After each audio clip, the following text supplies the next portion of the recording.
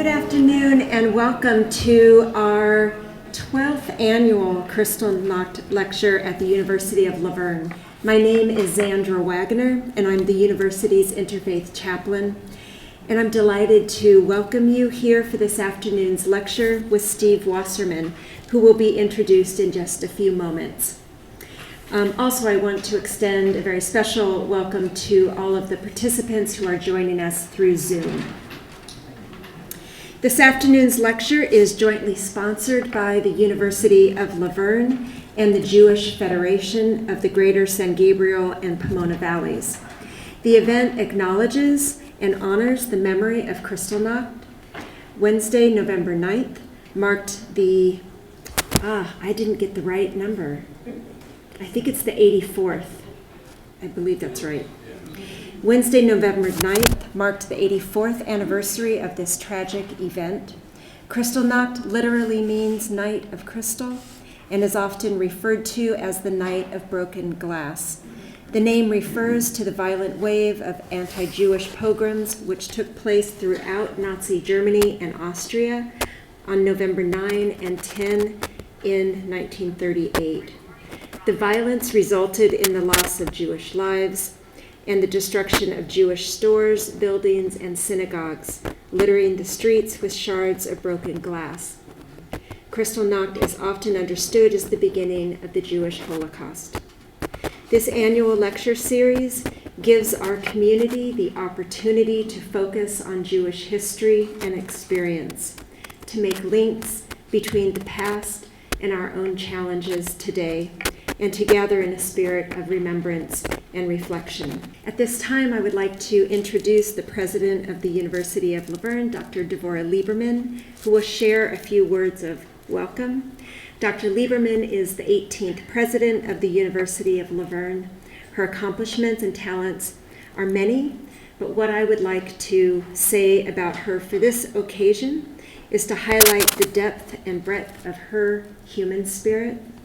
Dr. Lieberman's passion for higher education is grounded in her commitment to the ideals of human dignity and the infinite worth of each person.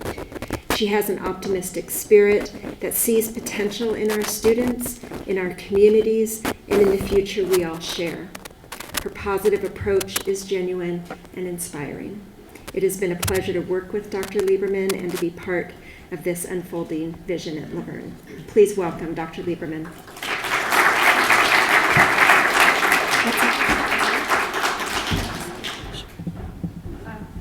Is that okay?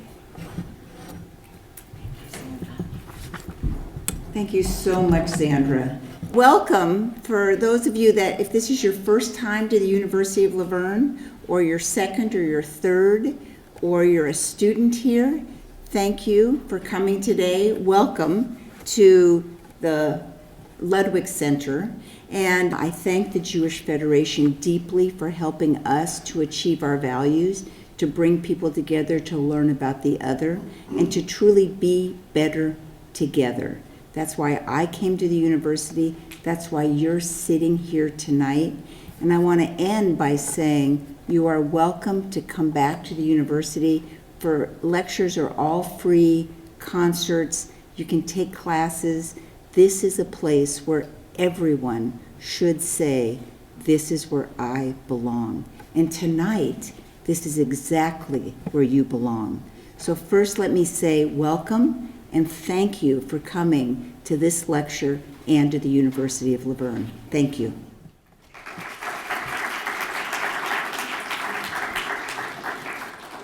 So now I'd like to introduce you to John Carlton, the CFO of the board and the past president for the Jewish Federation. He joined the Jewish Federation's Board of Governors in 2015. John and his wife Nancy are members of the Pasadena Jewish Temple and the Center. John writes music, sings in the local Federation's community choir, Kol HaEmek, and acts and plays produced by the Federation's Jewish Federation Players Community Theater Ensemble. How cool is that? So cool. So, and John's going to come up, but aside from John and welcoming John, I want to say thank you so much to the Jewish Federation for doing this with the university year after year after year. It's a beautiful thing that you do, and we at the university appreciate the Federation and everything that you do. John, come on up. Thank you.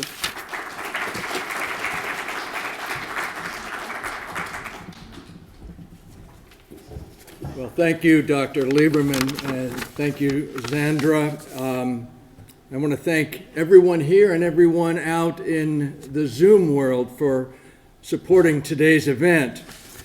And we are so pleased that we've been able to partner with the University of La Verne for a good number of years to commemorate Kristallnacht. You've heard an explanation of what this event is, and in memory of Kristallnacht and of the Holocaust that followed upon it, I'd now ask that we just share a brief moment of silence.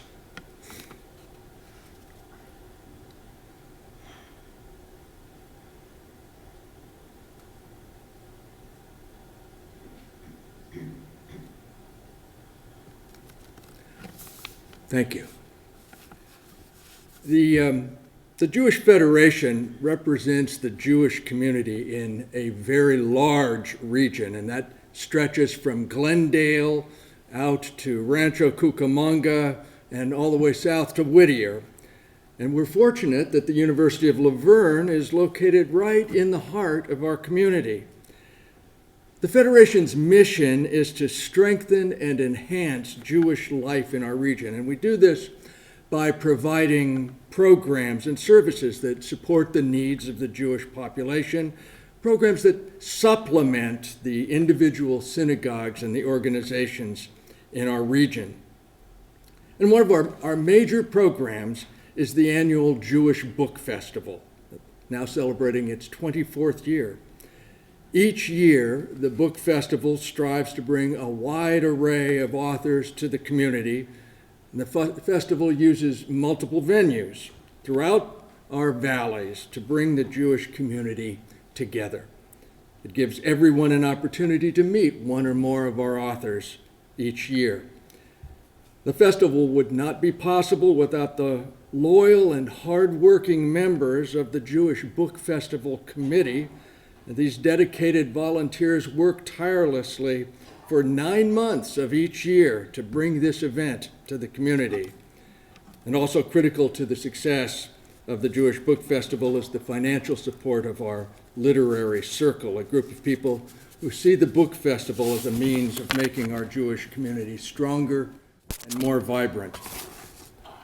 Thank you to everyone who helps make this event happen, year after year for more than 2 decades. We couldn't do it without you. And a special thank you to Rebecca Russell, the Jewish Federation's Program and Community Outreach Coordinator. She oversees this event. I want to bring your attention to one event upcoming in the festival. On November 19th, there will be an in-person event at Temple Beth Israel in Pomona with Dan Grunfeld discussing his book, By the Grace of the Game, The Holocaust, A Baseball Legacy, and an Unprecedented American Dream. For those of you on Zoom who may be interested in purchasing today's book, there is a link in the chat that you can use. It's now my pleasure to introduce this evening's author. Steven Wasserman is a retired attorney living in San Francisco. He spent the last few years writing, researching, and documenting his family's history and the impact of Kristallnacht upon it. He's here today to share his family story and to discuss his book, Grasping at Straws, Letters from the Holocaust. Please welcome Steven Wasserman.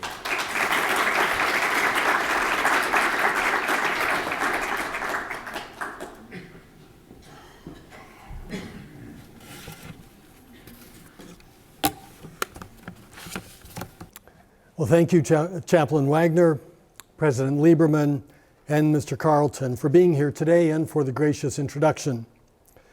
I want to first express my appreciation to the Jewish Federation of the Greater San Gabriel and Pomona Valleys for inviting me to be with you today. I'd also like to thank the University of La Verne for hosting this event. I especially want to express my thanks and appreciation to Rebecca Russell, Shelley Klein, Andrea Tarr, and Sheila Rodriguez for their help in putting this event together. And I want to thank each of you for being here today to commemorate Kristallnacht. I want to begin with a brief excerpt. It was early morning on November 10, 1938, the day after Kristallnacht. Streetcars moved slowly down Aachener Strasse. They rolled past piles of shattered glass from storefront display windows and heaps of goods that mobs had looted from Jewish-owned stores and thrown into the street. Those passengers on the trolley who looked up from their newspapers saw, many with approval and some with horror and guilt, the word Juden scrawled on Jewish homes and commercial buildings. The air in Cologne was thick with smoke from the smoldering embers of Jewish homes and synagogues. The acrid plumes and bits of silvery ash curled slowly upward, marking the spots where Nazi-inspired mobs had set match to fuel. The resulting fires had consumed livelihoods, homes, and any sense of belonging to which Germany's remaining Jews had been clinging. The city looked like a war zone, which in fact it was. A battlefield in the simmering war the Third Reich had launched against Germany's Jews, a war that was now coming to full boil. The Gestapo pounded on the door of 412 Aachener Strasse. Max, who had been shaving, wiped the soap from his face and opened the door. Without explanation, the officer simply said, "Come with us." And suddenly, Max and the gray-clad officers were gone. Max's daughters, Renata and Erica, had no idea what this meant. They were bewildered by their father's arrest. But Max's wife, Truda, knew, and she was filled with dread. She understood all too well what this might portend, not only for her husband Max and their family, but for other Jews in Cologne as well. She immediately telephoned a colleague of Max's in order to warn him. But she was too late. The Gestapo had already arrested him. The Max described in this excerpt from Grasping at Straws is Max Ischenhäuser, my grandfather. My grandmother Truda was his wife, and their daughter Renata was my mother, and her sister Erica was my aunt. On the far left, going from left to right, my great-grandfather Sigmund Moses, my grandfather Max Ischenhäuser, the girl with the dark hair was my mother Renata. Next to her, Martha Moses, my great-grandmother, David Ischenhäuser, my other great-grandfather, the girl on his lap, my Aunt Erica. To Erica's left is Emma Ischenhäuser, and standing on the far right is my grandmother, Truda Ischenhäuser. Now, in Grasping at Straws, I've described their lives in Germany and their escape, that is, my grandfather, my grandmother, my mother, and my aunt, who got out in January 1939. I also tell a story of my great-grandparents, my grandfather Ernst, my granduncle Ernst Ischenhäuser, and 4 other families in Cologne, Germany. The Berlins, the Speers, the Rothschilds, and the Zades. I'm able to tell these stories by virtue of the fact that those individuals who did not get out of Germany wrote dozens of letters to my grandfather Max and my grandmother Truda from 1938 until December 1941. The letters stopped in December 1941 because once the United States entered the war after the attack on Pearl Harbor, mail service between Germany and the United States came to an end. These letters, written on tissue-thin onion paper with as much cursive handwriting squeezed onto each page as possible, tell the stories, first-person accounts of what happened to the authors during the Holocaust. I first learned of these letters when I was in high school. My mother had translated them and gave me copies. I read them, and they were compelling, but I didn't do anything more with them at the time. I was busy with college and then law school, then I was busy with my career and my family, but the letters always remained in the back of my mind because they were so significant, so dramatic. A few years before I retired, I decided I would return to them. And what I initially started out thinking was that I was going to write basically just a summary of the letters for my children, Allison and Josh, because I wanted them to know what our family history was. Well, as I began to read the letters again, I realized that they didn't just tell my family's story, but they told the stories of other families as well. And each one of those stories was uniquely compelling with dramatically different outcomes. And so I decided to tell their stories as well. And then I decided that I would add some historical context so that those people who read the letters would have the benefit of knowing what was happening historically at that time. So I began with a summary of Jewish history in Germany. Then I included the history of World War I and the interwar period. I had the benefit of my grandfather Max's handwritten diary, which he kept while he served in the German army during World War I. He served all 4 years in the German army. Both of his brothers served in the German army. All 4 of them were awarded the Iron Cross by the Kaiser's army. And of course, 20 years later, that same nation sought to kill them all. Now, when I began working on the letters, as I said, my mother had translated them, but she translated only those portions that she thought were important. I wanted to be able to give a sense of what everyday life was like, and so I was concerned that there might be details in the letters that she thought were mundane, but that I thought would be important to really convey a sense of what day-to-day life was like. So I wanted to know what the letters said in their entirety. But I had a problem. Because just like the old joke about French, the Germans, they had a different word for everything, and I don't speak or read German. So I started using Google Translate and the camera feature for those documents that were printed, and then I hired a professional translator to help me translate the cursive handwriting, which I had no chance of interpreting on my own. I was hampered by the fact of coming to this project so late in life, by the fact that my great-grandparents were gone, my grandparents were gone, my mother had passed away, and my aunt's memory was really quite limited at that point. However, I was able to track down descendants of a number of people who played significant roles in my family's history. For example, there was one individual who played a very important role in how my family, my grandparents, mother, and aunt got out. I knew his name, so I went online and I found his obituary. His obituary told me what his hometown was. So I went to the online telephone book for his hometown, and I just started calling everyone with the same last name. And eventually I found someone who was in fact related to this gentleman. He was able to put me in touch with one of his granddaughters who lives in Washington, D.C. I found her, we've corresponded for 5 years, shared documents and photographs and memories, and have become close friends. For another individual, 2 individuals, I knew their names. I went on Facebook, and I know a lot of people don't like Facebook, and I'm not a great fan of Facebook either, but it served my purpose in terms of being able to try to find people. And so I simply sent messages to everybody I could find on Facebook with the same last name. Well, I was able to find one of these 2 siblings, one of whom is living in southern France. So that was a way that I was able to connect. Unfortunately, for my purposes, the events in question were simply too painful, and she didn't want to relive them in discussions with me. And so that was the end of that. But it does show one of the ways in which you can go about trying to find people. And then I somehow came across the fact that there was a documentary filmmaker in New York who had done a documentary about the Jews of Ecuador.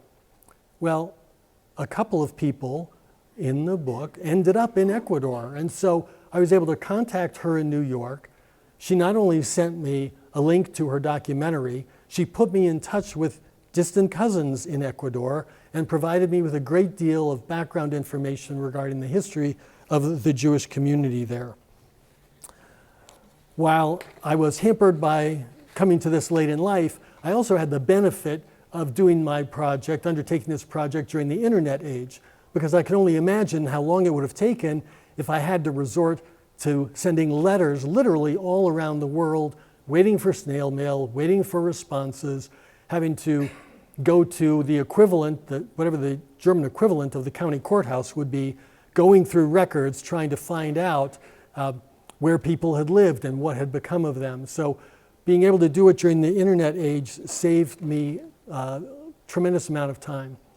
I also had the benefit of the fact that my family, I don't want to say they're pack rats, but I guess I just did, saved all kinds of ephemera, all kinds of documents. I probably have 20 scrapbooks going back to the late 1800s. They saved a couple of my mother's workbooks from 4th grade in Germany, passports, shipping manifests, all degrees from universities in Germany, all these other kinds of papers that help me piece together different pieces of their lives and hopefully come to be able to put them together to tell a coherent and a relatively thorough story. So as I mentioned, I included context, not just the interwar period, but then also the events of World War II itself. By the time I was done, instead of just having a memo summarizing what happened to my family, I had what was in fact the equivalent of a book, and that resulted in grasping at straws. Now, as to Kristallnacht, I spoke at a program earlier this year, and the MC asked me, the moderator I should say, asked me, he said, when you were studying this, did you ever want to take some of your family members and these other people by the shoulders and kind of gently shake them a little bit and ask, why were you still there? Why hadn't you left? Wasn't it obvious in 1933, when Hitler was appointed Chancellor of Germany, that this was not a place to be? Excuse me. Wasn't it clear by 1935, when the Nuremberg laws were enacted, that it was time to go? Why were you still there?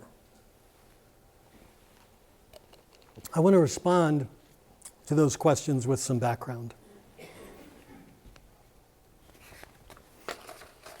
My mother's family, the Ischenhäusers, had lived in Germany for generations. My grandfather, Max, was a doctor with a thriving practice.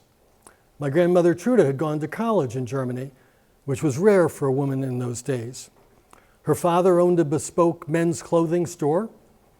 My great-grandfather and my granduncle operated a thriving lumber business in Cologne. They enjoyed Germany's world-class art and literature and music. They considered themselves to be Germans at least as much as they considered themselves to be Jews. And if proof of this were needed, as I mentioned, all three Ischenhäuser boys served in the German army in World War I, and 100,000 other Jewish men served in the German army, and 10,000 of them died in defense of the fatherland, if you will. The thorough immersion of so many German Jews in German life made them feel that they were part of the nation. It made it difficult for them to believe, even after the National Socialists came to power, and even after the Nuremberg laws were enacted, that their literal existence would be at risk. They could not believe that the country where they had lived for generations and for which they had fought might someday try to kill them. A saying developed in Germany to the effect that there were two kinds of nations in the world: nations where Jews could not live and nations where Jews could not get in. By 1938, Germany was becoming a nation where Jews could not live, and sadly, as we know, virtually the entire rest of the world was made up of nations where Jews could not get in. And there goes the basis for the Holocaust. Another issue preventing people from leaving was the fact that there simply weren't that many berths available on passenger ships. Another issue was money. The Nazis forbade Jews from taking money out of the country. They could exchange their German Reichsmarks into other currencies, but at a 90% penalty rate. So the Nazis kept Jews from taking money out of the country, and the United States didn't want to let Jews in because, due to the lingering effects of the Depression, they were afraid that any Jews who came would take jobs away from American citizens, including American children. Now, of course, one might wonder why American children would be working and not in school, and therefore why the threat to those children's jobs was an actual threat.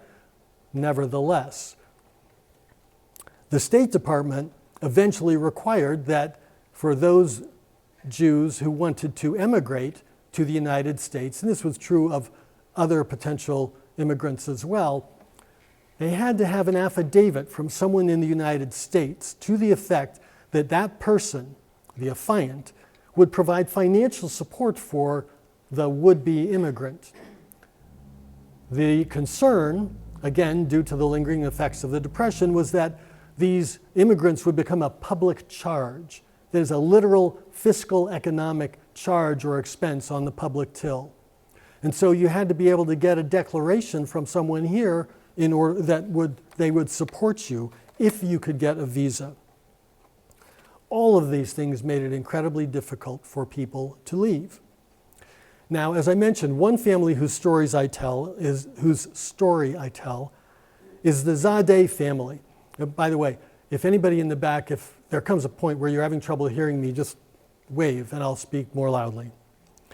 Dr. Zadeh, his wife Marta, and their adult daughter Ursula knew my grandparents. Dr. Zadeh worked at the Jewish hospital in Cologne, which no doubt is where he got to know my grandfather Max. Dr. Zadeh wrote to Max on February 2nd, 1941, after Max and Trude had emigrated and settled in Cincinnati. He wrote, "Dear colleague, I'll get right down to it. In the last letter that you sent to me and in which you thank me for providing medical care to your father and parents-in-law, you wrote, among other things, please expect me to always be at your disposal if you need my advice or actions.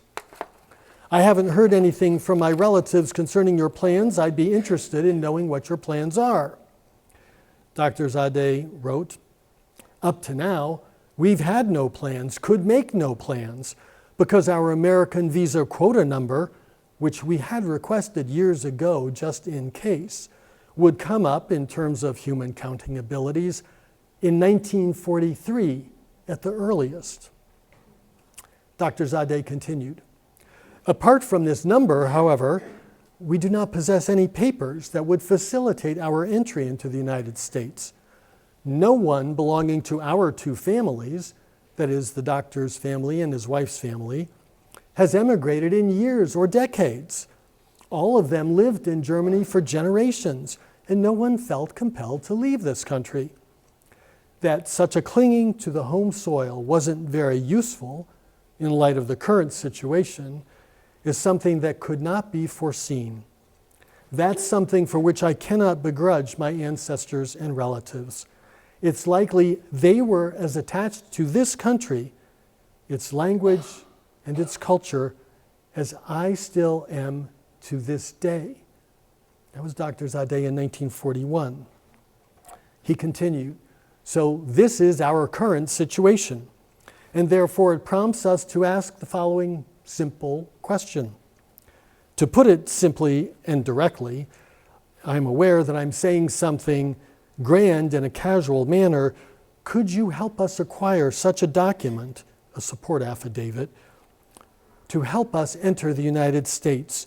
Do you know of any people who, for the love of their fellow man, would be willing to provide us with such an affidavit? And if this isn't possible for all three of us, at least for our daughter."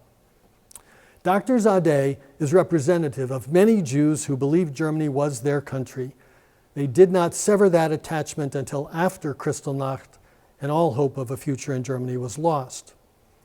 Another couple stayed because the wife's mother had dementia. They couldn't bear to leave her without someone to tend for her, and by the time she passed, it was too late, and their window to leave had closed. Those who did get out did not leave unscathed. As related by one who did get out, now came an unspeakably difficult day, the day we had to bid farewell to my mother. How terrible, how ghastly to leave this 74-year-old woman behind in a country that offered no security to her. My mother had enough to live on, but for how long? And I, her only child, was about to leave her.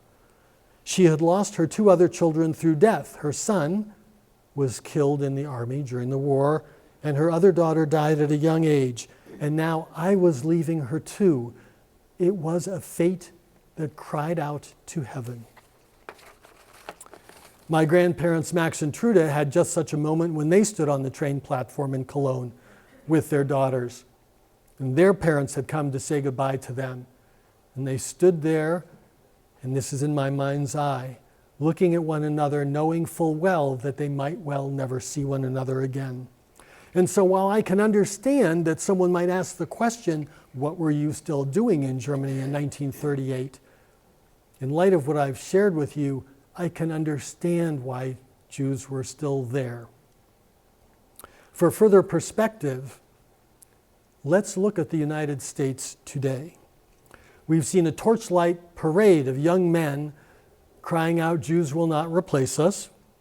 We've seen arson attacks on synagogues and Jewish community centers. Our clergy have to participate in live fire drills.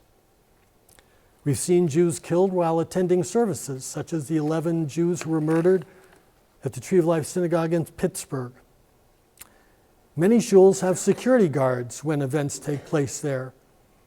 I always say hello to our security guards at the temple I attend in San Francisco. The FBI issued a warning 10 days ago about a potential threat to synagogues in New Jersey. A major music star and fashion promoter tweeted to his millions of followers that he was about to go to DEFCON 3 on the Jewish people. In several incidents, people draped banners off of highway overpasses, echoing that sentiment. A major sports star tweeted a link to an anti-Semitic film. A Senate candidate's wife trolled her husband's opponent as being at most a secular Jew. A Capitol Hill rioter wore a Camp Auschwitz t-shirt. In Texas, a candidate for a state railroad commissioner's office used the campaign slogan, "Vote for the only Christian." And we have a leading political leader who was able to find good people on the side of the fascist Nazi segment that participated in a violent confrontation in Charlottesville. And yet, we have not left the United States because we don't think it could happen here. So yes, Jews may have had warnings before Kristallnacht and much more severe warnings, but it's not like we aren't having warnings, and it's not like we aren't staying in our country.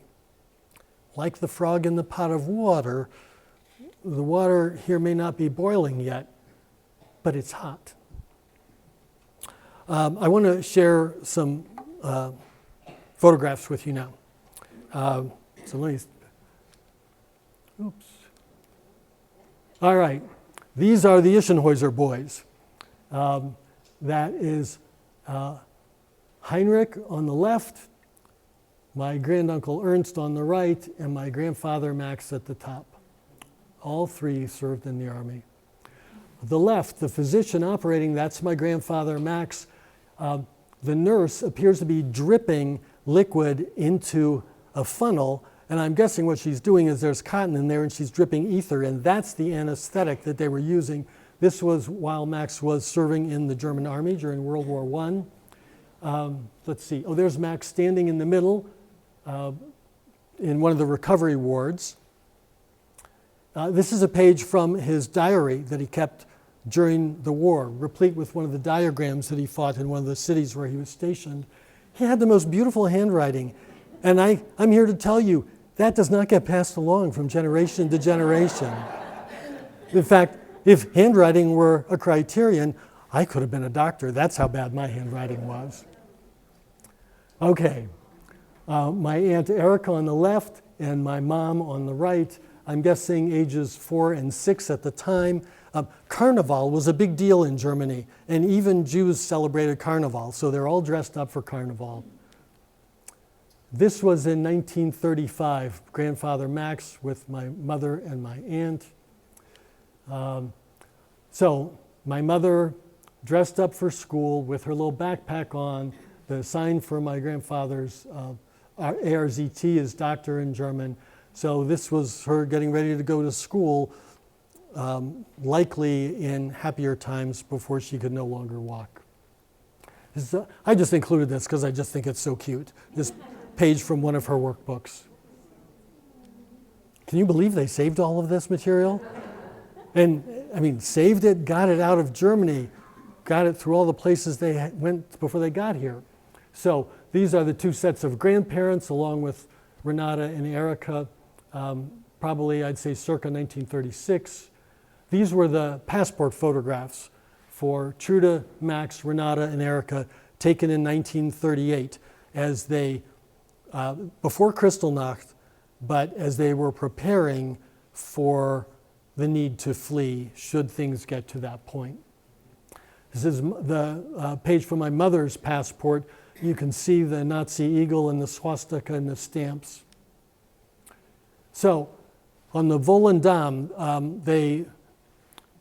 so my family went to England for a year on a transit visa, and they left in December 1939. They sailed on a Dutch ship, the Volendam, from Southampton to New York. This is the first page of a letter that my mom wrote while on the Volendam.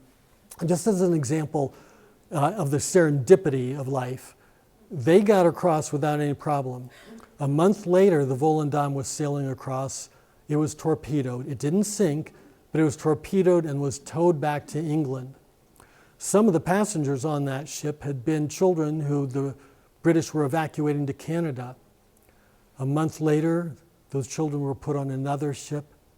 That ship was torpedoed and sank. Many of the children died, and that was the end of the British efforts to evacuate children to Canada. Manifest of passengers for the Volendam highlighted that for family members and their race or people is listed as Hebrew. Here they are on the Volendam, my mother, my aunt, and another immigrant who they met. So they have curly hairs here. My grandmother heard while they were in England that all the American girls had curly hair. And so she insisted that her daughters get perms before they left England so that they would fit in once they got here. Ration book for my grandmother during World War II in Cincinnati. That's Max and the two girls again with their long curly hair in front of the family home in Cincinnati. This is a copy of one of the letters. You can see it would be difficult even for someone who knows German to translate. This one was from August of 1941. This is a Western Union telegram that my grandmother Trude sent to the Spears in southern France, mailing support affidavits to them in Marseille. A Red Cross telegram that my great-grandmother, Martha Moses, sent to my grandmother Trude to wish her happy birthday. In the text, it also says that another relative, Hetty, had been released from further suffering. Frankly, I take that as a way of saying that Hetty had killed herself rather than face what was going on, including potential deportation to the east. Sorry, this doesn't come out better, but this is another telegram from my grandfather to his brother telling him that booking has been temporarily discontinued on ships and talking about other ways they could try to get Ernst out.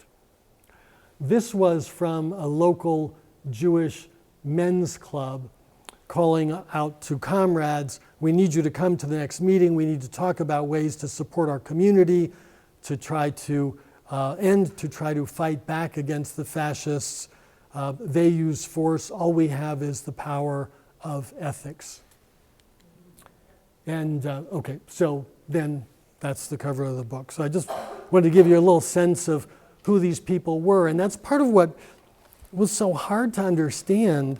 And this may sound almost a little silly, but these are just plain old folks. You know, I mean, you look at these people, that's of course one of the great intrinsic ironies of the Nazi regime. The Jews were less than 1% of the German population. They were an inferior race, and yet they somehow controlled the country and thought that they could control the world. I mean, you can't hold those two thoughts at the same time. Okay, so I mentioned that my immediate family went to, well, hopefully I said they went to England when they got out of Germany. And they did this on a transit visa. Now, why a transit visa? Well, the British government was quite clear about the fact that they were concerned, at least some members of the government were concerned, that if they let too many Jews in, they would develop their own Jewish problem. There were people in our State Department who were adamant about limiting the number of visas issued to Jews because they were concerned that we would have a Jewish problem. Imagine the United Kingdom and the United States using the same language to characterize their Jewish populations as a problem.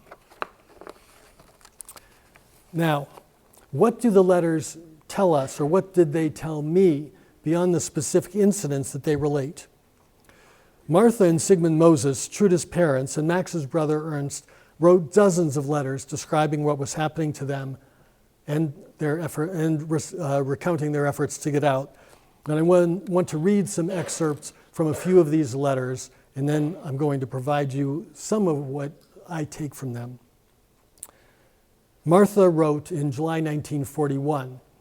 They had been evicted from the family home as part of the Aryanization program, by which the regime took over Jewish-owned businesses and homes and gave them to Aryan families, or forced Jewish owners to sell their businesses or homes at a pittance. Max and Truda had to sell their home for a pittance, and in fact, that pittance was never actually even paid. So Martha wrote after they'd been evicted from the home, "My beloved children, we're done with the move. It's, of course, a huge adjustment for us. We have to summon all our willpower to be able to master this situation. The nights are long. There's too much time to brood about everything. How often I think of you, my sweet ones. Our wish to be with you again is always with us, whatever we do. And the thought that one of these days this may come to pass is what gives us the strength to bear all the hardship." Martha wrote again on August 13, 1941. "Today, with great joy, we received your letter from July. The photo of the kids is especially nice. It helps us picture how much Renata has grown up. She looks like a little teenager in this one. It's really visible how tall she has become, but being away from you for 2.5 years is a long time. Erica looks the same, although she has grown taller too. You, dear Max, have not gotten any younger. I hope that in September, parents can sometimes be brutally frank. I hope that in September your practice will start to get busy again, now that you've weathered the first year. Don't worry about us. There's nothing you can do to change our fate. Your imagination is painting a darker picture of our situation than things are in actual reality. After a hard time getting used to this at first, we are now content. We have a nice room.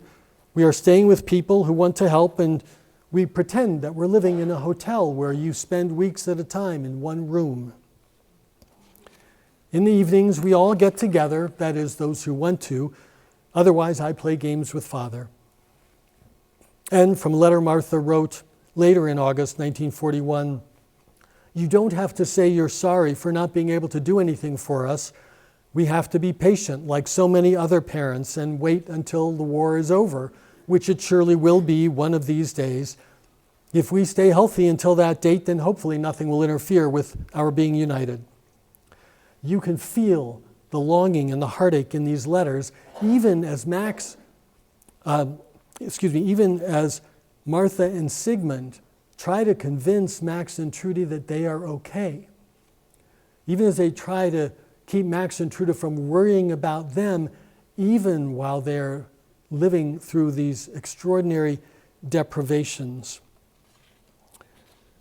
I mean, trying to convince your children that, yes, we've been evicted from our home and we're living in what was called a Jew house, where Jews who had been evicted from their homes were forced to live, and telling them, yes, it was the equivalent of just spending a couple of weeks in a hotel. The Spears were a couple the same age as Max and Truda, with children the same age as Renata and Erica. They had fled to Belgium, which sadly turned out not to be far enough. When the Nazis invaded Belgium, they arrested Karl and sent him to an internment camp in Vichy, France. Hildy and their two children joined a massive exodus from Belgium into France, and they eventually joined Karl in the south. Hildy wrote to Truda, "This is a very hard time for us. Apart from the paltry financial resources we have, which will only last a few months, we've lost everything. Our beautiful home and everything we own. We have no clothes. I was only able to bring one small suitcase. We do see my husband and brother every day, but under difficult circumstances. Each day, the women have to wait 2 hours in the blazing sun to be admitted to the camp. We are then allowed to meet with the men, but only in a small courtyard, again with no cover and with no place to sit. We have to stand or lie on the ground. We feel so very powerless, abandoned and alone. Infinite despair. Only visas from across the ocean can save us, and only if they come quickly. Our lives depend on it." By July 27, 1941, Hildy was at a breaking point.